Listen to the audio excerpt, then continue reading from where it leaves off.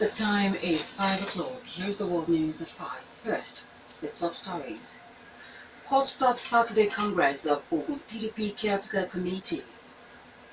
Nigeria's Chief Justice receives files of high-profile corruption cases. Buhari cautions against act capable of plunging Nigeria into another war. Ekiti proposes death penalty for convicted cultists. In foreign, Iran seeks alliance with Russia to counter US in Middle East. Ethiopian troops enter Somalia to fight Islamist militant. Good evening, I am Aghemerio Oaikhenan, bringing you the news of detail shortly. And now the news in detail. Abeokuta Magistrate Court has stopped Ogun State PDP Caretaker Committee from going ahead with its Congress scheduled to hold on Saturday. Magistrate Idowu Olayinka also ordered the State Caretaker Committee from holding any meeting at Congress in Ogun State.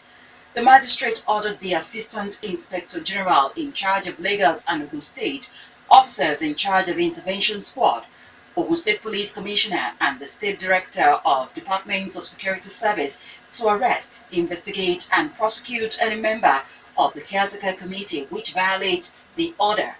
The magistrate issued the order while ruling on an application filed by the prosecution for the revocation of bail granted to two members of the State PDP Caretaker Committee, Timidayo Nike and Bankole Oshinsoya, for disobeying the order of the Federal High Court recognizing the Bayo-Dayo-led state executive as a legal executive council until the year 2020. Ogun State House of Assembly has asked Ogun's 57 local government and local council development areas (LCDA) to cut their overhead expenses to free funds for the capital project. For instance, the Obafemi Owode local government spent 240 million naira on overhead and 8.3 million naira on capital project. Oba LCDA 3.1 million naira on overhead and 2.7 million naira on capital, while Oaikhenan local government spent 24.3 million naira on overhead and 8.3 million naira on capital project. The Assembly Local Government and Chieftaincy Affairs Committee Chairman Olushola Shonuga and the Finance and Appropriation Committee Chairman Olushola Bankole made the call during visit to Remo Central LCDA, Oaikhenan Local Government, Remo North Local Government, Odogbolu Local Government and Legru LCDA. The committee's members, including Bankole, told the council chiefs that it will be difficult for the councils to make meaningful impact on the lives of the people without the execution of capital projects.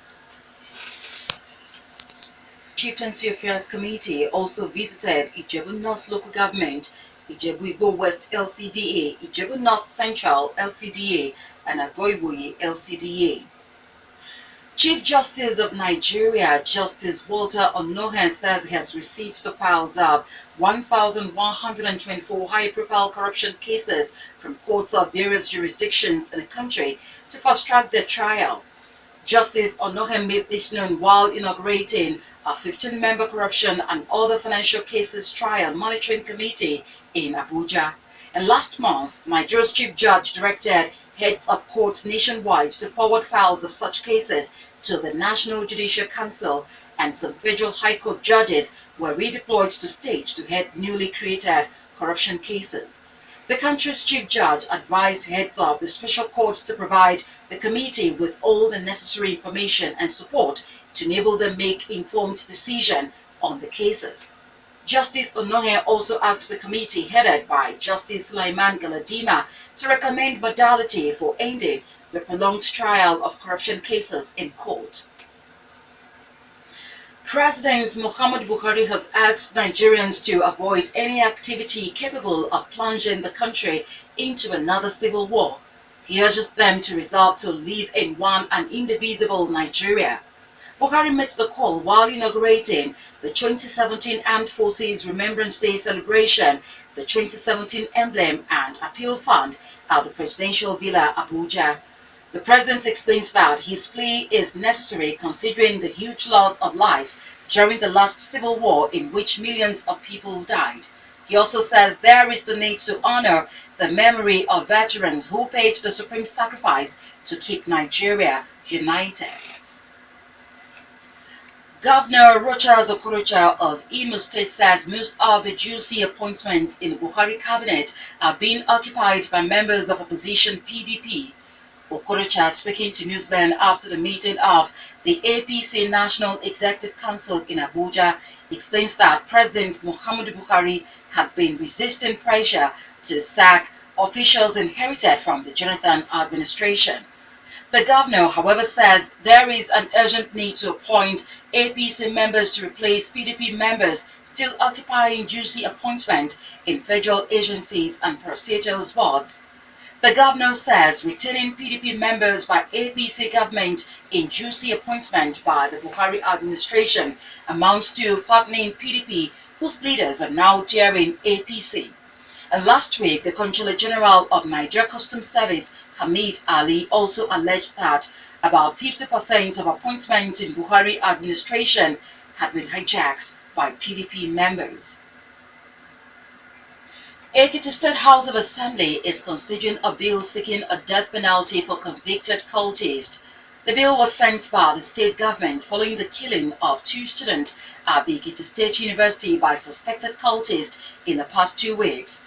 Governor Yodele Fayoshe, who made this known while receiving representatives of farmers at the government house at Ekiti, says the bill also stipulates a life jail for anyone convicted of harboring cultists.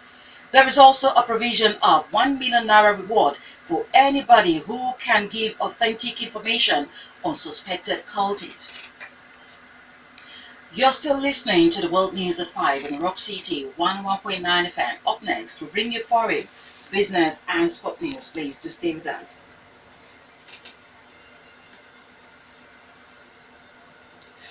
And now on the foreign scene. Iranian Supreme Leader Ayatollah Ali Khamenei calls for a united front between Iran and Russia to isolate the US. Khamenei, who made the call while receiving the visiting Russian President Vladimir Putin, explains that the isolation of the United States will help stabilize the Middle East. Pragmatist Iranian President Hassan Rouhani echoed Khamenei, saying Iran and Russia together could tackle regional terrorism, and allusion to Sunni Muslim armed groups hostile to Iran, Assad, and many other Arab states. The rapprochement between Iran and Russia is worrying for both Saudi Arabia, Shiite Muslim Tehran's main Sunni rival for dominance in the Middle East, and the United States. Putin praised cooperation with Iran as very productive. Pope Francis has admitted that he sometimes nods off while praying. The Pope, in an episode of the Catholic TV 2000 television program published on YouTube, says he sometimes falls asleep while praying. Saint Teresa used to do it too, says the 80-year-old pontiff in reference to the 19th century Catholic saint. Well, he says that falling asleep during prayer actually pleases God, and that Christians are called to feel like children lying in their father's arms. Reports say that the pontiff usually goes to sleep at about 20 GMT but wakes up at around 3 GMT every day. The Argentine has been ahead of the Roman Catholic Church since 2013, has become known for some moderate reforms and openness in his papacy, in particular his use of simple, direct language. Hundreds of heavily armed Ethiopian troops have crossed into Somalia, reportedly to assist a Somali government offensive against Al-Shabaab militants.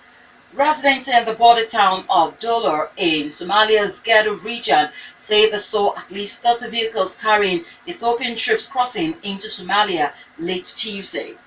Witnesses estimated that 1,000 Ethiopian soldiers entered Somalia. One resident said the troops were riding military vehicles and pickup trucks mounted with machine guns. Ethiopia has thousands of troops in Somalia as a part of AMSOM, the African Union force fighting Al-Shabaab. In advance of the offensive, the Somali government's top leaders and the leaders of Somalia's federal member state are meeting in Mogadishu for a second day to resolve political differences over the recent Saudi Arabia-Qatar diplomatic dispute. Now in business. Nigeria's cement company Nigesem Nkaglago is set to resume production. The core investors Ibeto Group says it will soon mobilize to site of Nigeria's first cement plant established in 1954 but privatized in 2002. Governor David Umahi of Ebonyi, who made this known in Abakaliki while addressing stakeholders on the imperatives of giving priority to agricultural production. Prior to its sale in 2002 to new investors, the cement plant was jointly owned by the federal government, which had 11%, the five southeast states 65%, and the general public 24%. The privatization led to the emergence of Eastern Bauxite Nigeria Limited as the new strategic core investor with a 65% stake in Nigesem. But for now, Ebonyi, the host community, has 10% equity in the Nigesem. Umaki said that the Better Group, the new core investor, is fabricating machines that will enable them return to production of cement at Nigesem. The governor also says that all the major cement manufacturers have indicated interest in the large deposit of limestone in the state. He listed the cement companies as Lafarge and Bois. Finally, in the world news at 5, sport news.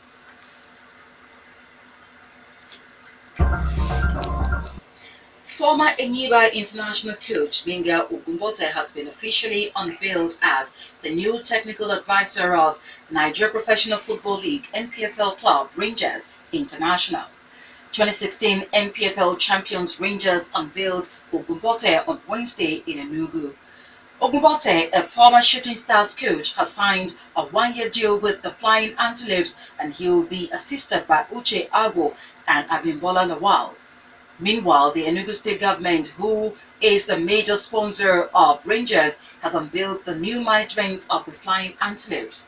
Festus Onu has been appointed as the club board chairman, while former Warri Wolves chairman Davison Owumi was appointed as club general manager replacing Christian Chukwu.